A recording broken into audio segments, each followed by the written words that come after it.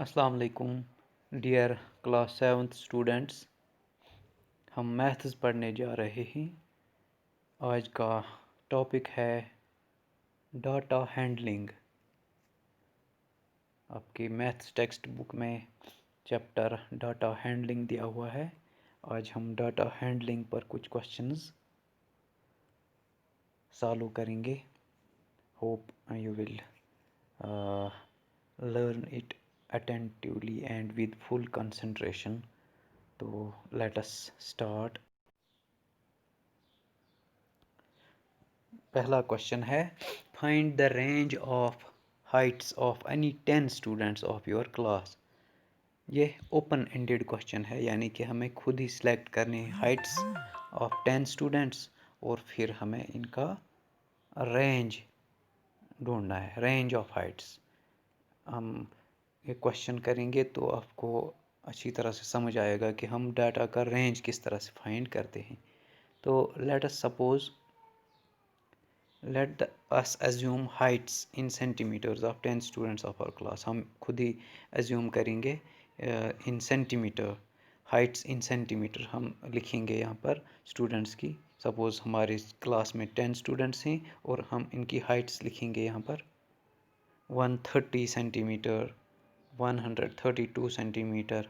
these are heights of students. First पहले student की height है 130 सेंटीमीटर, दूसरे स्टूडेंट की हाइट कितनी है 132 सेंटीमीटर। इसी तरह से तीसरे स्टूडेंट की हाइट 135 सेंटीमीटर, नेक्स्ट स्टूडेंट की हाइट है 137 सेंटीमीटर्स, नेक्स्ट की हाइट है 139 centimetres, 140 centimeter is the height of next student, 142 centimeter, 143 centimeter, 145, and the last and the 10th student's height is 148 centimeter. ये हमने खुद ही assume की, suppose इतनी heights हैं students की।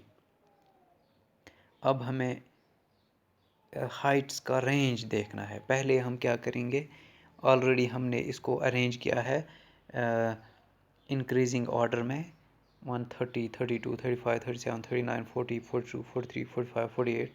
दैट मीन्स जो ये सीरीज़ हमने लिखी है हाइट्स की, ये असेंडिंग ऑर्डर में ही है।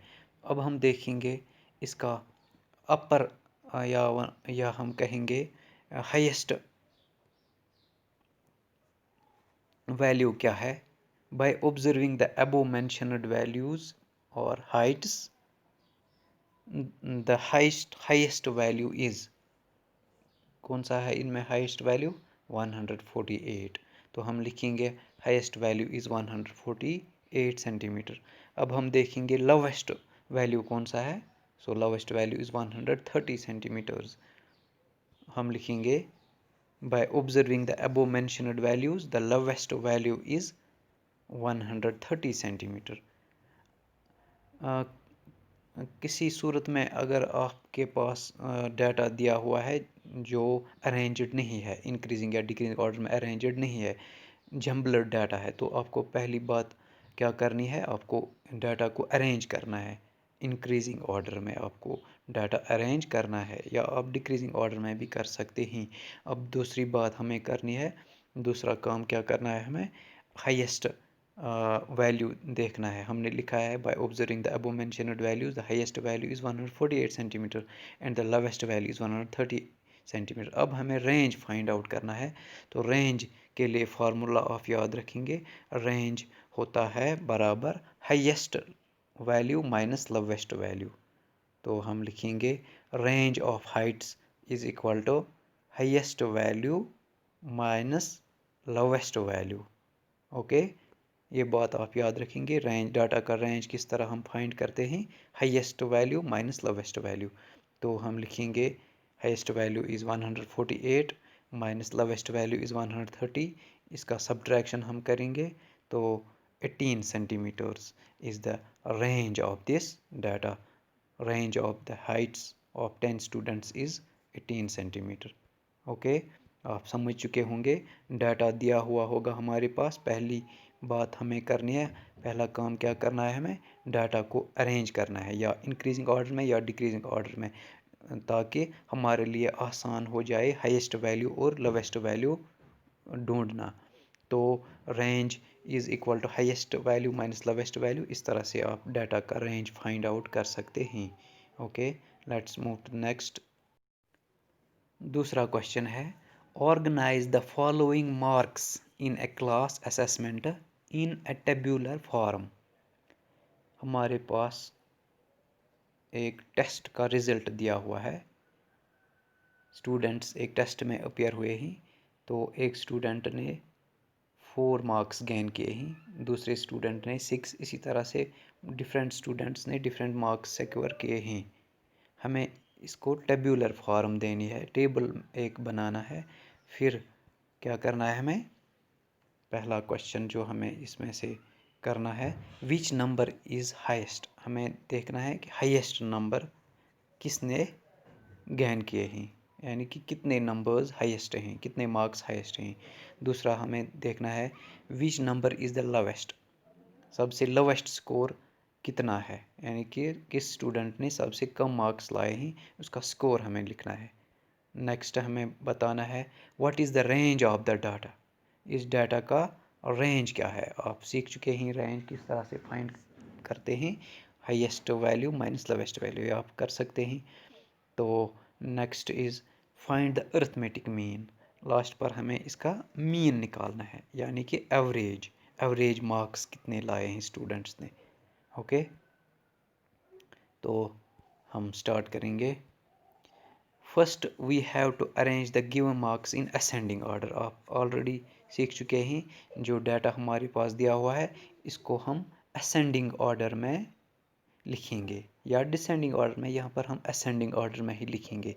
ताकि असेंडिंग ऑर्डर में हम क्यों लिखते हैं, ताकि हमारे लिए डाटा को स्टडी करना आसान हो जाए और हम आसानी से बता सकते हैं लोवेस्ट वैल्यू कौन सा है, हाईएस्ट वैल्यू कौन सा है, ताकि हम रेंज आसानी के साथ फाइंड कर सकें। तो हम इसको असेंडिंग शेप देंगे, असेंडिंग ऑर्डर में हम लिखेंगे। तो सबसे लोवेस्ट वैल्यू इज़ 1, तो हमने यहाँ पर लिखा है 1।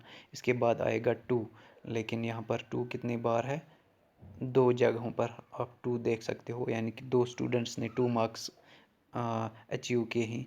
इसके बाद आएगा 3 मार्क्स, एक स्टूडेंट ने 3 मार्क्स अचीव किए हैं, हमने एक बार लिखा है यहाँ पर 3। नेक्स्ट इज़ 4, हम देख सकते हैं 4 यहाँ पर एक स्टूडेंट ने अचीव किए हैं, दूसरे स्टूडेंट ने 4 अटेंड किए हैं और एक स्टूडेंट ने भी 4 अटेंड किए हैं, तो 4 हमने 3 टाइम्स लिखा। इसके बाद आएगा 5, हम देखेंगे 5 कितने स्टूडेंट्स ने अचीव किए हैं। 5 marks, here you can see 5 marks, 5 again 5। तो आप देख सकते हैं 5 स्टूडेंट्स ने 5 मार्क्स अचीव किए हैं, तो हमने यहाँ पर 5 बार लिखा है 5। इसके बाद आएगा 6, यहाँ पर 6 है, यहाँ पर भी है 6 अगेन, हेयर अगेन 6। तो 4 स्टूडेंट्स हैव स्कोर्ड 6 मार्क्स, हमने यहाँ पर 4 टाइम्स 6 लिखा है। इसके बाद आएगा 7, हम देखेंगे 7 कितनी बार एग्जिस्ट करता है इस डाटा सीरीज़ में, यहाँ पर है 7 और again here you can see 7, तो there is 7 2 times in the data, हमने 2 बार लिखा है 7।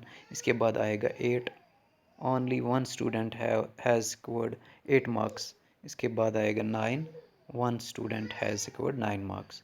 तो आप देख सकते हो डाटा जब हमने अरेंज किया, आप देख सकते हो lowest marks is 1, highest is 9, यानी कि सबसे कम मार्क्स कितने लाए गए हैं, 1 mark, 1 student has achieved 1 marks and highest marks are 9. How many students have achieved these 9 marks? 1 student. अब हम देख सकते हैं पहला question, which number is the highest, हम लिख सकते हैं we will draw the frequency table of the given data. अगर हम इसको टेबुलेट करेंगे पहले, आप टेबल में इसको अरेंज कर सकते हैं, यू कैन सी। तो इस तरह से आप टेबुलेट भी कर सकते हो डाटा को। यहाँ पर हमने लिखे हैं मार्क्स और यहाँ पर फ्रीक्वेंसी। मार्क्स कितने हैं, 1 marks, 2 marks, 3, 4, 5, 6, 7, 8, 9, these marks exist in the data series। तो इनकी फ्रीक्वेंसी हम देखेंगे। फ्रीक्वेंसी का मतलब होता है 1 मार्क कितने स्टूडेंट्स ने अचीव किए हैं, इसी तरह 2, 3, 4 कितने स्टूडेंट्स ने अचीव किए हैं, इनकी फ्रीक्वेंसी यही बनेगी। So you see in the given data 1 marks was secured by only 1 student, इसकी फ्रीक्वेंसी कितनी आ गई 1। 2 marks were secured by 2 students, इसकी फ्रीक्वेंसी आ गई 2। इसी तरह से 3 मार्क्स आपने देख लिया, 3 मार्क्स एक ही स्टूडेंट ने अचीव किए थे तो 3, इसकी फ्रीक्वेंसी आ गई 1। 4 मार्क्स आपने देख लिया, 3 स्टूडेंट्स ने 4 मार्क्स अचीव किए थे तो इसकी फ्रीक्वेंसी आ गई 3। इसी तरह से 5 marks were secured bye 5 students each, तो इसकी फ्रीक्वेंसी आ गई 5। 6 मार्क्स, इसकी फ्रीक्वेंसी आ गई 4, इसका मतलब है 6 मार्क्स 4 स्टूडेंट्स ने अचीव किए थे। 7 मार्क्स, इसकी फ्रीक्वेंसी आ गई 2, यानी कि 7 नंबर 2 स्टूडेंट्स ने अचीव किए थे। 8 मार्क्स, इसकी फ्रीक्वेंसी है 1। 9 मार्क्स, इसकी फ्रीक्वेंसी है 1, यानी कि 9 मार्क्स एक ही स्टूडेंट ने अचीव किए थे। तो इस तरह से आप टेबुलेट कर सकते हो डाटा। अब हमें क्या देखना है, by observing the table clearly the highest number among the given data is 9, यानी कि पहला क्वेश्चन था आपको बताना है कि हाईएस्ट मार्क्स कितने हैं, हमने लिखा है यहाँ पर 9 मार्क्स इज़ द हाईएस्ट, यहाँ आप देख सकते हो हाईएस्ट स्कोर इज़ 9। इसी तरह से दूसरा था what is the lowest score, bye observing the table clearly the lowest number among the given data is 1, you can easily point it out. इसी तरह से नेक्स्ट क्वेश्चन था रेंज हमें देखना था, तो रेंज किसके बराबर आएगा, highest score minus lowest score.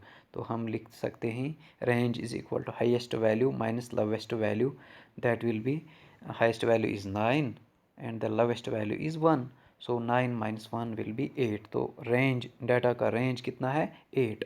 इसी तरह से नेक्स्ट क्वेश्चन हमें करना था अर्थमेटिक मीन कैलकुलेट करना था, यानी कि एवरेज मार्क्स देखने थे हमें, स्टूडेंट्स ने कितने एवरेज मार्क्स लाए हैं।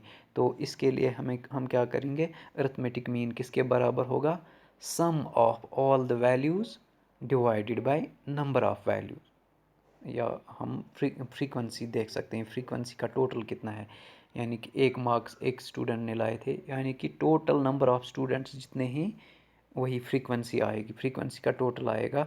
तो हम अर्थमेटिक मीन कैलकुलेट करने के लिए ये फार्मूला लिखेंगे, arithmetic mean is equal to sum of all observations divide by total number of observations. Okay, तो सम ऑफ ऑब्जर्वेशंस अगर हम देखेंगे, इसका सम हमें करना है 9 + 8 + 7 + 6 + 5 + 4 3 2 1।